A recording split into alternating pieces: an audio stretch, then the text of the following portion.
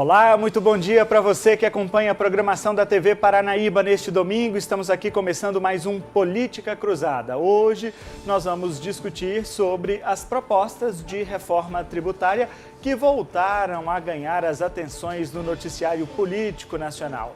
Nesta semana, o ministro da Economia, Paulo Guedes, deu várias declarações a respeito das propostas para simplificar e mudar a cobrança de impostos no país e prometeu que na terça-feira vai se encontrar com o presidente do Senado, o senador Davi Alcolumbre, para dar andamento à proposta. Ainda hoje, aqui no Política Cruzada, nós vamos conversar com o senador mineiro Carlos Viana, do PSD. Nós vamos conversar com ele também sobre a reforma tributária, mas vamos discutir outros assuntos da política nacional, vamos falar sobre as eleições municipais, sobre os projetos que tramitam lá no Senado Federal. Nessa primeira parte, então, vamos falar sobre a reforma tributária. Aqui no estúdio eu estou recebendo meu colega, o jornalista Victor Fernandes, apresentador do Jornal Educadora, da Rádio Educadora FM 90.9. Meu colega Vitor, muito bom dia para você, obrigado pela presença. Bom dia, Danilo, obrigado pelo convite, bom dia para quem nos assiste aqui na TV Paranaíba. Bom, e o Vitor vai me ajudar nesse bate-papo, porque nós vamos conversar com o advogado tributarista Tiago Braich. Ele é professor da PUC Minas, em Belo Horizonte, vai conversar conosco por Skype. Tiago, bom dia para você, obrigado por nos atender aqui neste domingo, viu? Bom dia a todos, foi um prazer participar com vocês. Bom, para a gente começar, eu vou mostrar agora uma reportagem, porque o Ministério da Economia encaminhou o texto da reforma tributária ao Ministério da Casa Civil.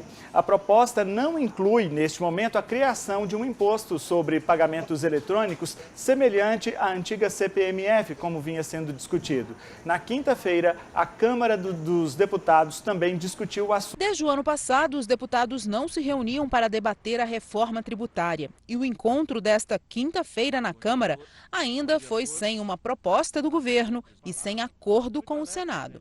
Mas o presidente Rodrigo Maia defendeu que as duas casas discutam o tema em conjunto.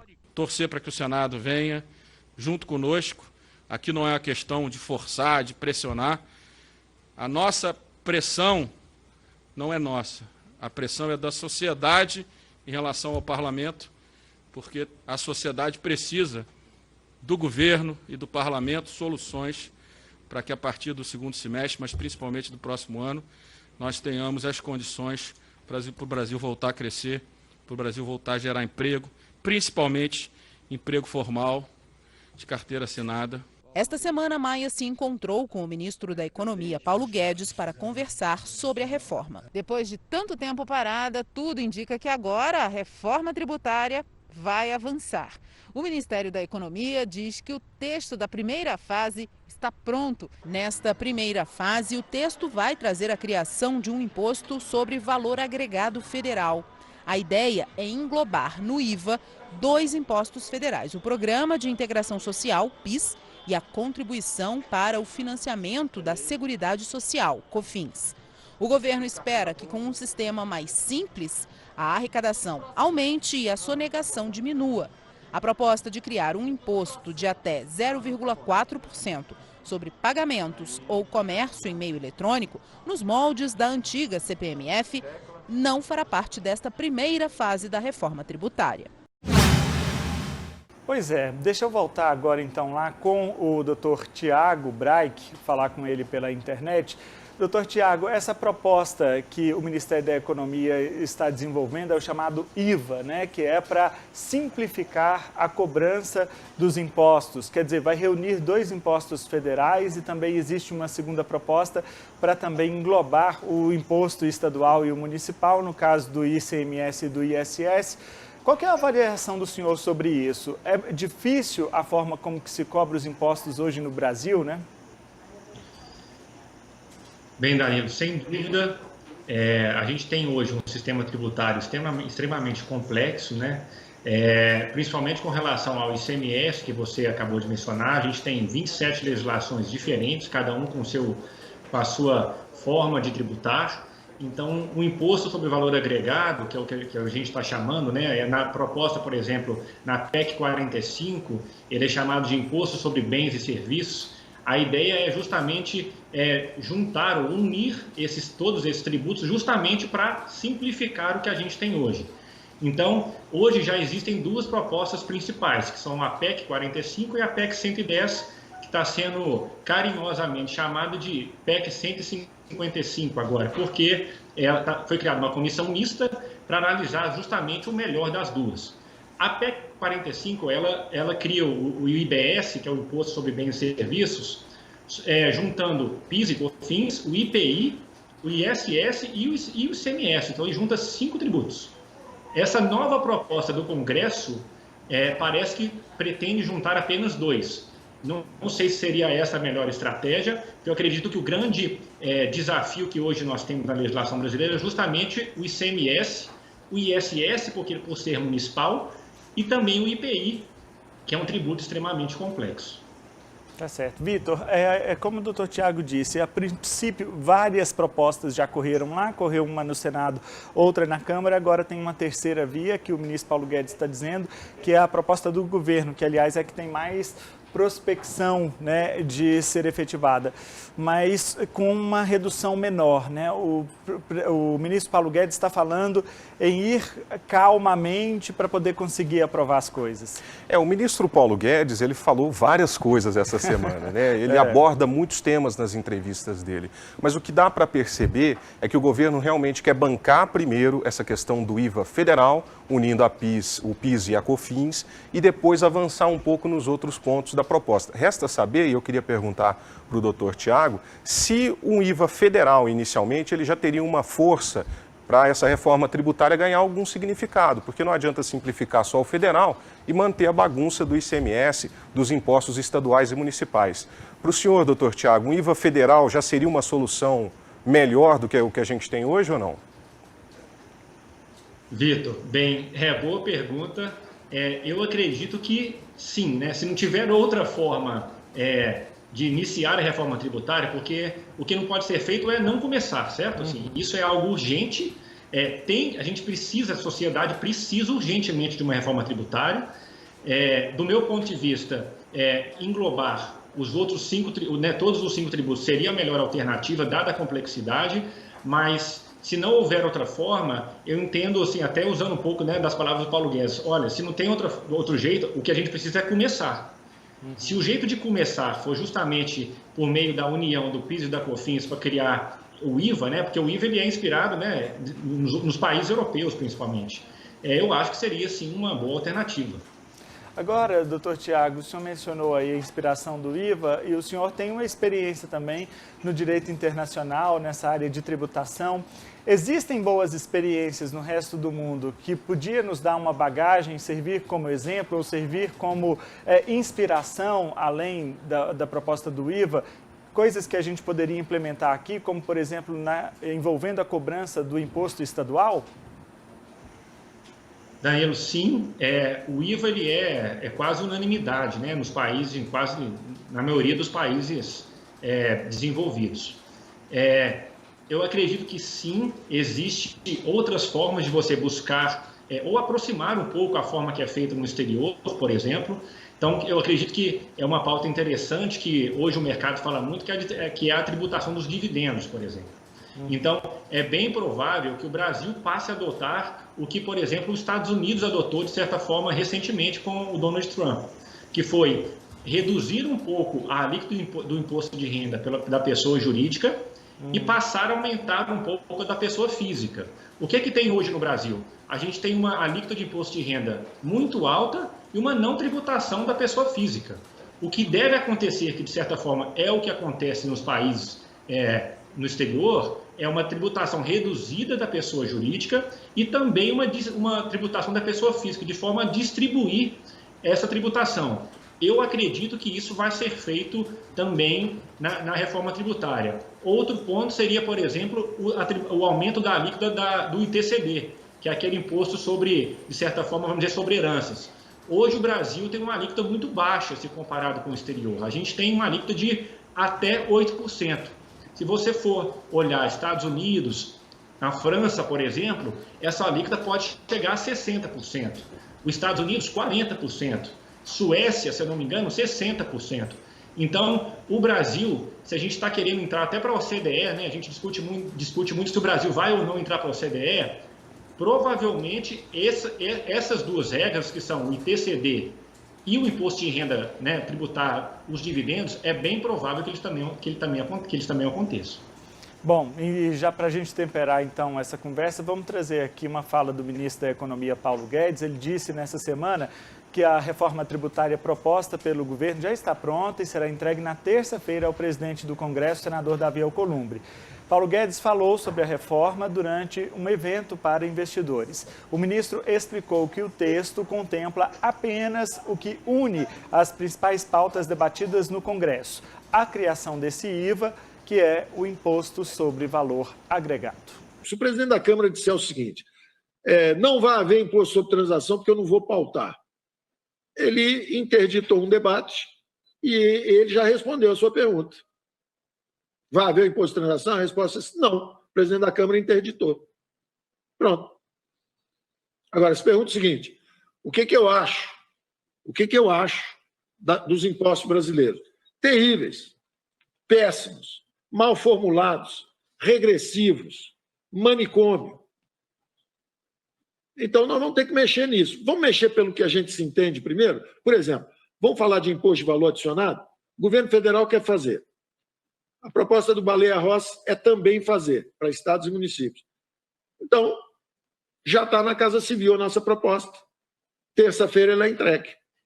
Está lá. Começamos a reforma tributária. Porque se eu for começar pelo que nos desune, vai acabar a reforma tributária antes de começar. Vamos supor, por exemplo, que você diga o seguinte, eu quero desonerar folha de pagamentos. E eu não quero aumentar o imposto de renda. Como é que financia isso? Eu não quero aumentar os IPIs. Eu não quero aumentar os IPIs. Eu não quero aumentar IOF. Aliás, eu quero acabar com vários desses impostos. Então, eu tenho que ter uma base mais ampla. Quando se fala sobre transações, tem gente que fala em movimentação financeira. É o CPMF? Não é. Tem gente que fala assim, é sobre transações? Bom, existem várias transações sobre as quais talvez isso não recaia. Aí você fala assim, e o comércio eletrônico? Interessante, é a base que mais cresce. Acabei de dizer, cresceu 70%. A OCDE está estudando isso, como é que vai tributar a Apple, Google, como é que vai tributar isso, transações eletrônicas. Você está entrando na idade do conhecimento, bits and bytes, tudo sendo digitalizado. Como é que você calcula o valor adicionado de uma consulta que foi feita ou de uma cirurgia robótica por telemedicina? Cadê o valor adicionado? Calcula aí rápido. Então, é melhor você tributar a transação. Aí, então, a palavra do ministro Paulo Guedes nessa semana, Vitor. A gente já viu uma mudança no governo, eu até tenho a impressão de que o ministro, como você disse agora há pouco, deu várias declarações ao longo dessa semana, mas acredito eu que ele estava até mesmo testando a sociedade, testando os mercados, testando o Congresso Nacional para ver até onde podia chegar. E, pelo que a gente viu na declaração dele, ele entendeu que o momento de fazer o novo imposto sobre as transações eletrônicas não é adequado, porque existe ali o próprio Congresso e a Câmara dos Deputados, principalmente, que é liderada pelo deputado Rodrigo Maia, que é totalmente contra, inclusive, a criação de impostos novos, inclusive falou nessa semana em voltar com a campanha Show CPMF. Então, quer dizer, para tentar também agregar esse discurso mais político de que não estamos criando mais impostos, mas o ministro Paulo Guedes entendeu que dá para começar a reforma por aquilo que tem coesão dentro do Congresso Nacional. Agora vamos entrar então para essa discussão sobre o imposto eletrônico, né? É viável? Pois é, essa é a grande pergunta, Danilo. E aí entra no que você estava falando realmente. Tem um componente político nessa discussão toda, importante, uma resistência no Congresso Nacional a esse tipo de imposto, que a gente sabe que é regressivo, o doutor Tiago pode até explicar para a gente, ele incide mais sobre as camadas mais pobres, porque taxa muito o consumo lá na ponta da linha, no final. Eu vejo esse discurso do ministro Paulo Guedes como um recado ao mercado, dizendo, olha, a gente está se mexendo. a gente vai propor uma reforma tributária. E vamos começar com calma, com cuidado, para não prejudicar a nossa articulação política. Agora, doutor Tiago, eu mando a pergunta para o senhor. É possível ampliar a tributação, a base de tributação, como quer o ministro com a CPMF, usando outro tipo de tributo que não seja um tributo sobre comércio eletrônico, por exemplo? Teria essa força de tributar, aumentar a base de tributação? Vitor, bem, boa pergunta. O que acontece? Vamos dar um passo atrás aqui. O que o Paulo Guedes, qual que é a ideia dele, né? A gente fala muito da desoneração da folha de pagamento, certo? Uhum. Então, o entrevistador, se eu não me engano, ele até perguntou, se não me engano era o Rafael, ele perguntou quem que vai pagar essa conta? Isso. Né, no final do dia, o que ele quer, né? O que ele está tentando? Ele está tentando o seguinte, gente, eu quero diminuir, desonerar a folha de pagamento, sim, quero, mas eu preciso de outra fonte de receita.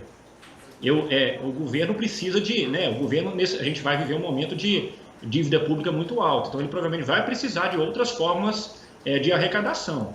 Então, a ideia, né, nessa proposta, na ideia do Paulo Guedes, era criar esse imposto sobre transações eletrônicas, que, se eu não me engano, seriam 0,2% sobre o valor da transação, e ele duraria até 2 anos. Então, o mercado fala o seguinte, espera aí, isso está com cara de CPMF enrustida, né? Uma CPMF que não é uma CPMF. Mas o fundo de pano de fundo é exatamente isso. Se eu vou desonerar a folha de pagamento, eu preciso buscar outras formas de arrecadação. E aí, né, considerando o crescimento exponencial, principalmente agora do comércio eletrônico, ele tem buscado, sim, ele tem tentado criar esse imposto, por mais que já existe um posicionamento, inclusive do Rodrigo Maia, dizendo que não há a menor chance disso ser aprovado. Mas, respondendo a sua pergunta, sim, é uma forma de buscar outro tipo de arrecadação. Eu não sei se criar um novo tributo seria a melhor alternativa, mas sim é uma opção que hoje não existe no Brasil. Agora, doutor Tiago, a gente viu o ministro Paulo Guedes falando na possibilidade de ampliar, né, a base. Eu acho que a ideia deles é essa, ampliar a base de cobrança do imposto. Ficou um pouco assim, gerou uma discussão em todo o país e uma dúvida, inclusive na própria Câmara dos Deputados, porque aquilo que o Vitor mencionou, vai até onde vai esse imposto sobre transações eletrônicas? Ele vai incidir sobre quem? Quem vai pagar isso? Seriam todas as transações? Pela experiência que o senhor tem nessa área, acompanhando também a labuta de muitas empresas que já sofrem, padecem com a alta carga tributária que nós temos no Brasil, o que está faltando, aonde poderia encaixar, por menor que seja a chance disso ser aprovado no Congresso Nacional, mas onde poderia encaixar um novo tributo que não está sendo cobrado hoje? Eu dou um exemplo. Nas transações, nas relações comerciais de venda direta ao consumidor, por exemplo, dentro do Estado, a gente está sentindo que as vendas presenciais estão diminuindo muito. Nessa pandemia, então, nem se fala isso, porque as lojas ficaram praticamente fechadas e a gente viu um boom no comércio eletrônico, né? As grandes empresas que vendem pela internet. Elas estão pagando impostos? Quais os impostos que elas estão pagando? Quem é que está arrecadando? O Estado está arrecadando alguma coisa? Incide sobre ICMS? É possível, pelo menos nessas compras, pagar impostos? São muitas perguntas, eu acho que todas elas resumem-se num item só. Dá para cobrar mais imposto? Tem mais lugar para isso? Danilo, uma pergunta, são muitas perguntas. Eu acho que criar novos impostos, novos tributos, não seria a solução, sabe? O IVA, por exemplo, o IBS, que seja, ele é uma união, podemos dizer, por mais que seja um novo tributo, ele é uma união de vários outros tributos, que a tendência é que esses outros tributos deixem de existir, certo? Uhum. Eu acho que o principal problema que a gente tem hoje é a complexidade, que a gente já falou um pouquinho dela hoje, e também quem paga, né, a pessoa que paga o tributo, né? Hoje a gente tem um imposto sobre consumo, né, indo para a sua pergunta, que quem paga no final do dia é o consumidor. Quem que paga essa conta lá no final da ponta, ela recai de certa forma sobre o consumidor, porque ela está no preço final que nós pagamos, certo? Então, eu acredito que o ponto principal da reforma tributária, ele é mais tentar buscar algum tipo de distribuição de renda mais igualitária, de certa forma. Eu acho que o Paulo Guedes ele tenta muito falar o seguinte: olha, hoje existe uma distribuição muito desigualitária, porque a pessoa que tem menos condição está pagando mais impostos do que aquela que tem maior condições. Então não existe uma progressividade, né? Hoje a gente tem, por isso que o Vitor bem mencionou aí, a gente tem uma tributação regressiva. Por quê? Se a gente está tributando demais o consumo, aquele que tem menos condição está pagando imposto sobre o consumo da mesma forma que aquele que tem muita condição está pagando igual. E para não mencionar o imposto de renda, né? Hoje a gente tem uma tributação do imposto de renda totalmente defasada. Então a gente tem o rico, podemos dizer, o que tem mais condições, pagando muitas vezes muito menos imposto, se você for comparar a alíquota efetiva, do que aquele que tem que tem um salário ali, tem um salário mínimo. Então eu acho que é isso, a gente podia ir por esse caminho, sabe? Ao invés de tentar criar aí um imposto sobre transações eletrônicas, por mais que eu acho que possa ser que aconteça num futuro, porque a tendência é que o volume de transações eletrônicas aumente cada vez mais, principalmente depois de um contexto de pandemia que a gente quase se acostumou, né? Não apenas comprar online, mas também trabalhar, né? Online. Então, eu acho que isso tende a aumentar, mas não acho que seja uma boa opção para esse momento. Vitor, o doutor Tiago levanta uma situação que é motivo de muito clamor de todos os brasileiros, que é o imposto de renda da pessoa física. Nós temos uma tabela defasada desde 2015, aliás, lá em 2015 ela já estava defasada e aí parou de corrigir, aí que ficou defasada mesmo. Então, muitas vezes, agora, na alíquota efetiva, o sujeito que ganha 2, 3 salários mínimos, eu estou falando daquele ali da média, né, do brasileiro, 2, 3 salários mínimos, paga muito mais imposto do que o rico.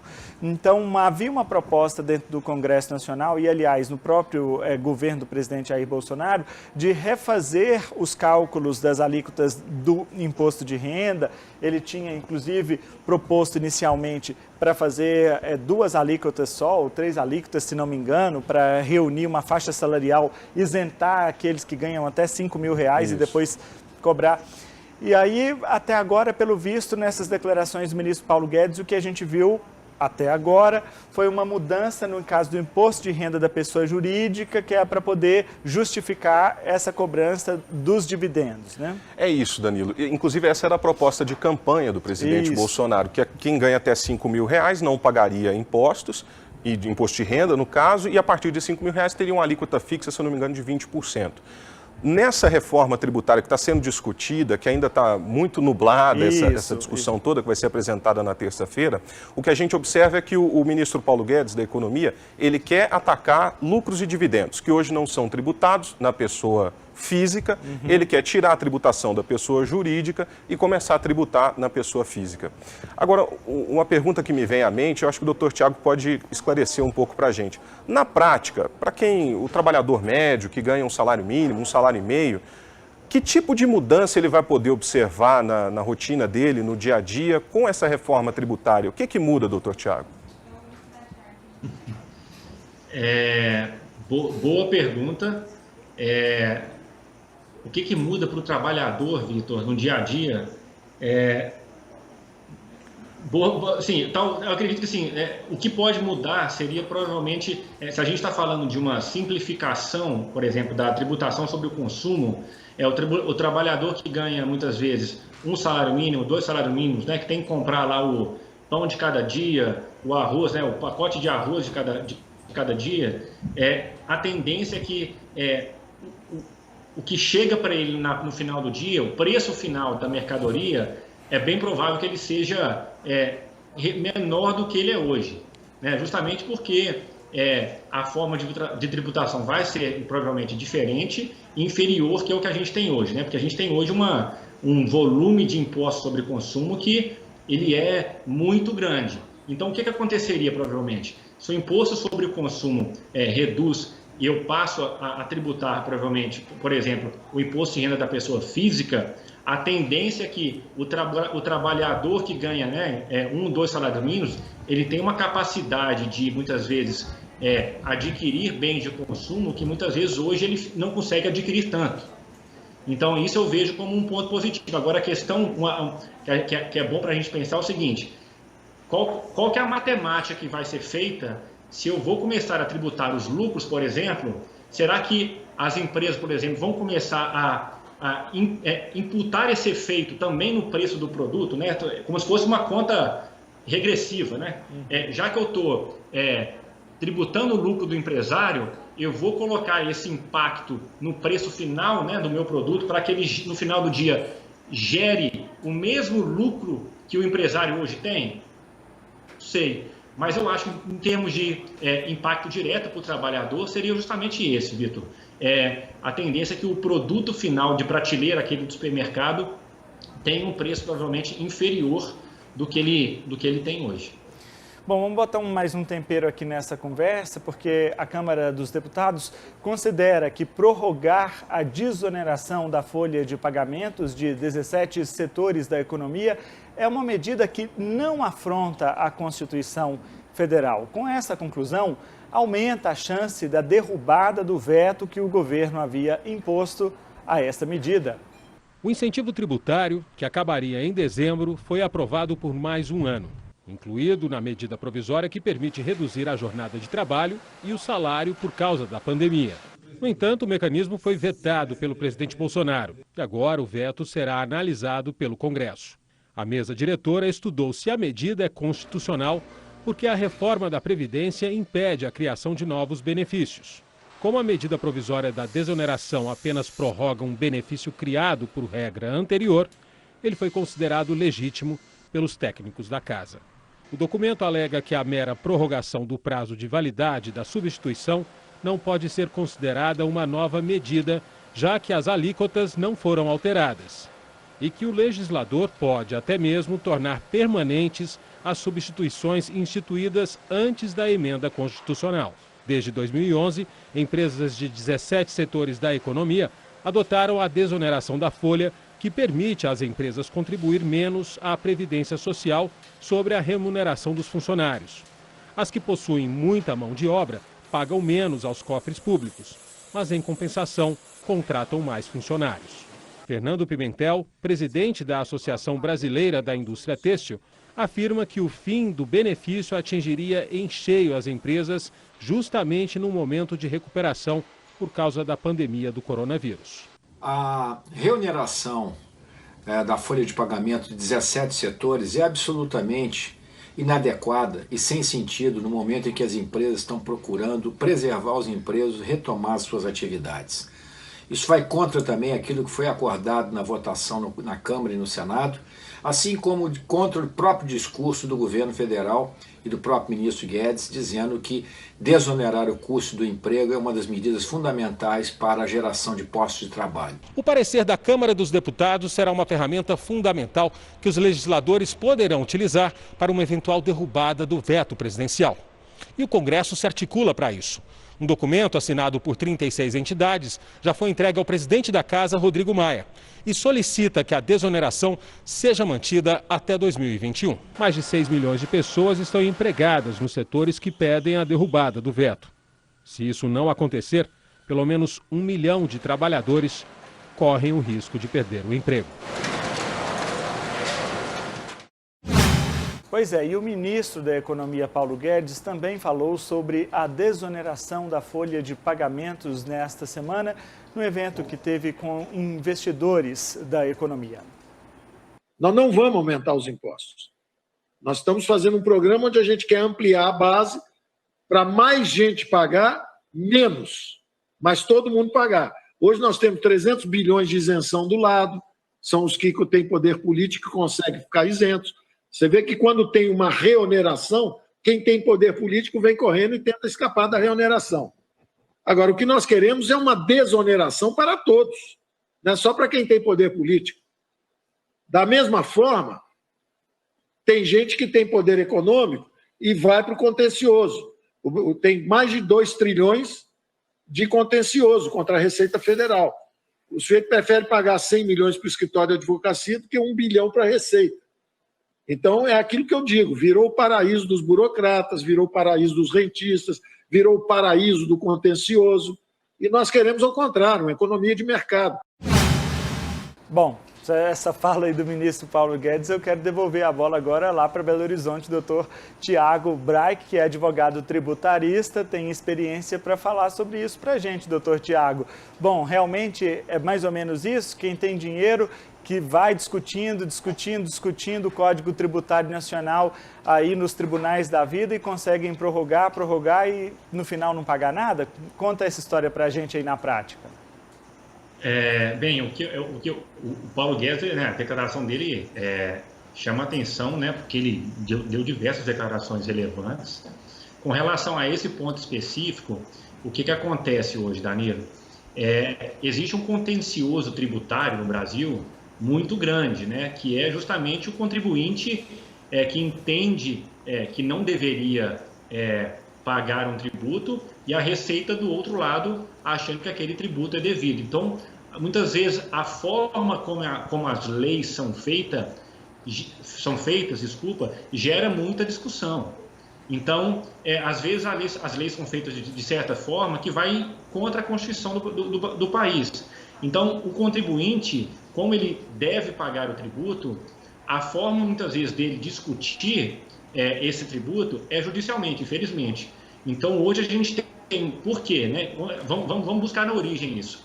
Se a gente não tivesse uma legislação tributária tão complexa, talvez o volume de contencioso tributário que hoje nós temos seria infinitamente inferior. Então, é muito delicada essa reforma tributária, ser muito bem feita, para que isso não gere o mesmo volume de contencioso que foi gerado há alguns anos atrás. Então, o que existe hoje, só para vocês dois terem ideia, é coisa de 40, 30 anos atrás. Por quê?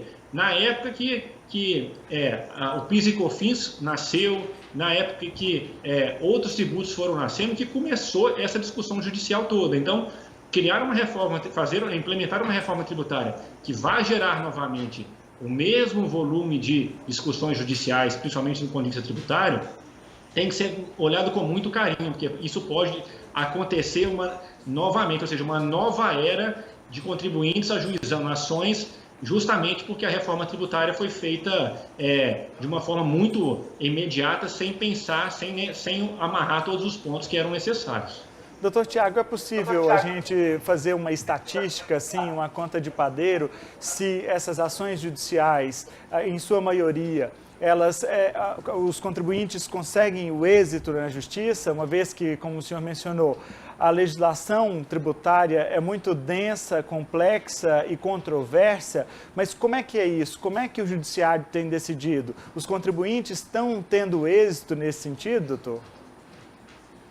Danilo, depende, assim, não tem é difícil te dar um número, ainda que de padeiro ou estimado com relação ao número de decisões, vamos dizer assim, favoráveis ou desfavoráveis, né, aos contribuintes ou ao fisco, não existe, depende muito do assunto, do que está sendo discutido, mas o que eu posso dizer é o seguinte: se eu pudesse chutar um número, eu diria que era o número, seria o tempo que demora, né, normalmente as ações do momento que você ajuiza até o momento que você termina. Então, dado o volume que a gente tem hoje de ações judiciais, tem ações, Danilo, que demoram 20 anos, 25 anos, 30 anos.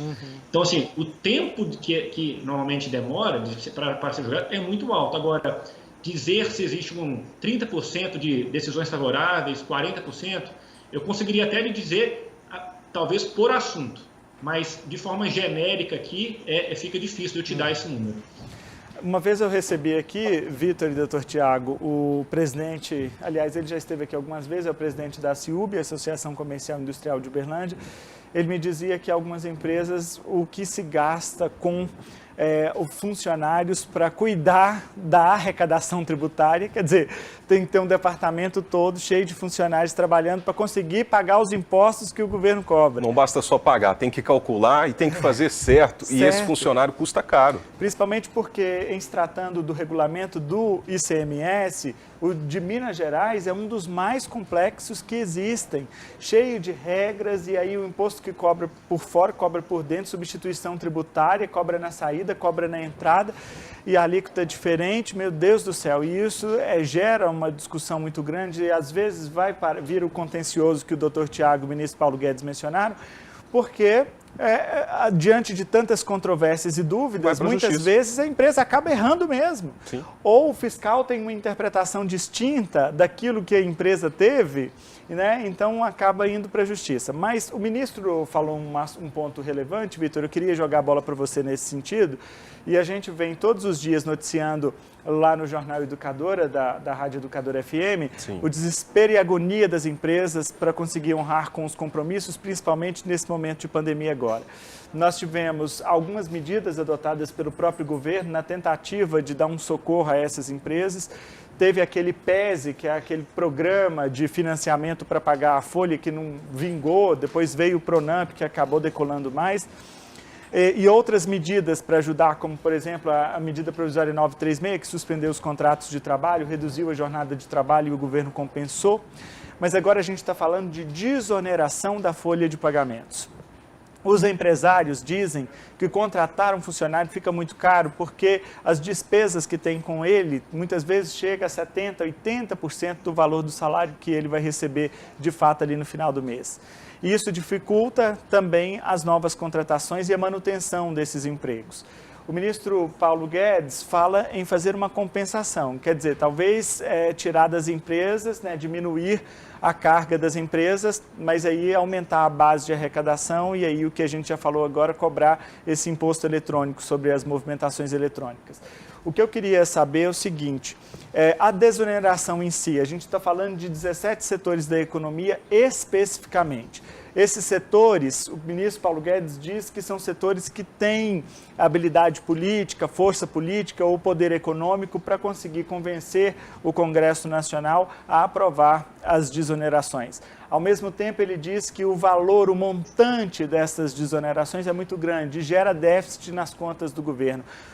O que fazer para isso? Qual é a matemática? Pois é, Danilo, é uma matemática complicada e você não pode ignorar o componente político nessa história toda, porque o que acontece? A reforma tributária, ela está entrando na proposta do governo dentro de um âmbito um pouco maior, que é um programa que chama Renda Brasil. O ministro Paulo Guedes até explicou isso agora nessa semana que passou, nesse evento para investidores. Ele quer criar uma espécie de rampa de ascensão social para os trabalhadores. Por quê? O governo está com um abacaxi deste tamanho para descascar, que é os invisíveis que ele descobriu agora com o auxílio emergencial. São 38 milhões de pessoas que não eram contadas pelo governo, que o governo não sabia exatamente o que faziam. E agora descobriu os que fazem parte da força de trabalho informal. Você junta os 38 com os 12, 13 milhões de desempregados que nós temos hoje no Brasil, você chega a um contingente de 50 milhões de pessoas que estão fora do mercado de trabalho. Aí que entra a desoneração da folha de pagamento para todos os setores da economia. Nessa conta ainda tem a turma que recebe o Bolsa Família. Exatamente. A parcela da população que recebe o Bolsa Família, que está nessa conta. E aí chega nos 50 milhões de pessoas. E o que o ministro está propondo com essa reforma tributária? Ele desonera a folha, ou seja, as empresas vão pagar menos ou quase nada de contribuição previdenciária para quem ganha até um salário mínimo. E aí você dá uma renda básica para essas pessoas, elas vão iniciar, é assim que o ministro explica, elas vão iniciar a vida ali, vão se qualificar, vão poder estudar com mais tranquilidade, vão conseguir um emprego de um salário mínimo. A empresa vai ter o estímulo para contratar essa pessoa, porque vai ter uma contribuição previdenciária zero, é aquela famosa carteira de trabalho verde e amarela. E a partir daí você faz a economia girar. Porque se você tem um emprego, que é realmente o problema que o ministro Paulo Guedes quer atacar agora com a reforma tributária, se você ataca o desemprego, você aciona o consumo, você aciona toda a produção e aí o PIB gira, pelo menos na ideia do ministro Paulo Guedes é muito bonito. Tem que saber se na prática ele vai conseguir colocar isso para girar mesmo. E lembrando que a carteira verde e amarela foi uma medida provisória que não vingou, porque o Congresso não votou e ela caducou. Então, eles vão ter que ter muito esforço para conseguir reavivar essa discussão lá no Congresso Nacional, sobretudo porque quando foca em aspecto trabalhista, aí é muito sensível. Exatamente. Né? Porque, por exemplo, na verde e amarela você diminui a alíquota do depósito do Fundo de Garantia do Trabalhador, então tem algumas outras coisas, porque é aquela história, né, Vitor? É meio a meio. Se o sujeito também não tem nenhuma experiência, quer ingressar no mercado de trabalho, talvez ele vai ter que também dar uma contribuição para ele, de fato, ingressar. Perfeitamente, para se qualificar. E agora eu mando uma pergunta para o doutor Tiago. Eu queria saber, doutor Tiago, se essa desoneração da folha de pagamento tem realmente o potencial para criar 50 milhões de empregos, ou metade disso, 25 milhões de empregos, em pouco tempo. É tanto imposto assim na folha de pagamento que compensa as empresas desoneradas contratarem mais? Boa, Vitor. Eu queria dar um passo atrás, até um comentário que vocês acabaram de fazer interessante, que foi o seguinte: o imposto sobre transações eletrônicas, né? Ele de imediato, ele já foi rechaçado de imediato. Só que o que aconteceu? Quando o Paulo Guedes deu a indicação de que parte da arrecadação desse imposto seria destinado para o programa Renda Brasil, ele ganhou uma força política, principalmente do centro, muito grande. Porque eles pensaram o seguinte: olha, peraí, talvez esse imposto, né, porque o Renda Brasil ele é uma extensão, podemos dizer, do auxílio emergencial, que vai pegar também o Bolsa Família, tudo junto. Então, isso ganhou uma força política que não existia antes com relação à implementação desse imposto. Então, se de fato isso for destinado para esse programa, talvez o que seria, vamos dizer, remotamente aprovado, passa a ter um pouco mais de força política para a sua aprovação. E com relação à sua pergunta, o que seria, né? Só para o telespectador entender o que seria a tal da desoneração. Como que funciona hoje? Hoje a gente tem, a empresa paga 20%, né, que é a contribuição patronal, sobre o valor total da folha de salários que a empresa, dos funcionários da empresa. O que seria a desoneração? Ao invés de pagar sobre o total da folha 20%, a empresa paga, regra geral, 4,5% sobre o total da receita. Então, se você tem uma folha muito alta, a tendência é que o valor calculado com base na receita seja muito inferior aos 20% calculados sobre a folha.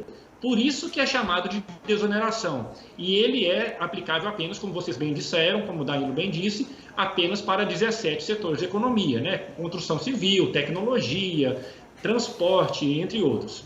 Então, existe um clamor muito grande para que isso seja prorrogado, porque ele termina esse ano.